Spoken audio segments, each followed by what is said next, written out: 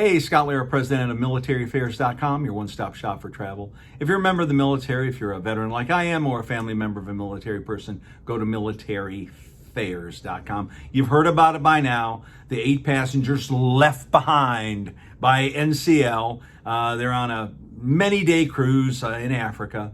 They took a third-party excursion. Now, bloggers like myself, travel agents like myself, will always tell folks, please use the tour excursion company that's associated with the cruise line. Why? Because you're guaranteed to get back to the ship. They've got this thing down pat, and if anything happens, then it's not on you.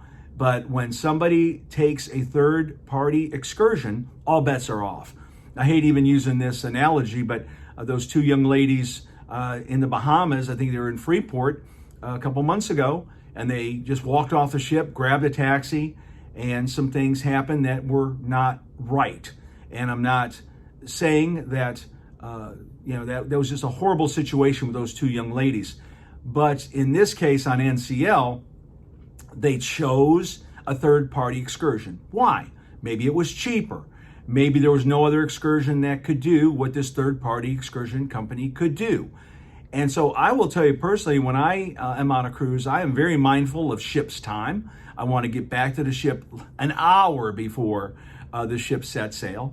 There was even an instance with my wife on Half Moon Cay where I wanted to make sure, my wife and I were separated for a little bit, and I wanted to make sure that my wife was not left behind on Half Moon Cay as the MS Mazdam was sailing away. And so I worked it out where we got back to the ship together. The point of the story is, with third-party excursion companies, sure, they're great, they're good, they do a great job, whatever. But in the case when the universe isn't lining up, all the stars aren't lining up, bad things can happen. And this is what happened with these fine folks, these 8 folks on that NCL cruise in Africa, when they chose to use a third-party excursion company. Now, you see what happens. It was on NBC Nightly News last night. They're talking about it. These people left behind, and, the third-party excursion person even called the captain of the ship. We're running late. Bye. Underway. Lift up the anchor. We're gone.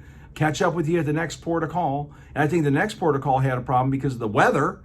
And so they couldn't go to that place, so they had to find the next port. And that could be very expensive when now you're talking about a taxi, or you're talking about hotels, or you're talking about you not having your clothes or your makeup, or, I think NCL did get the passports out of their cabin and left them with the Port Authority, so at least they'd have their passports.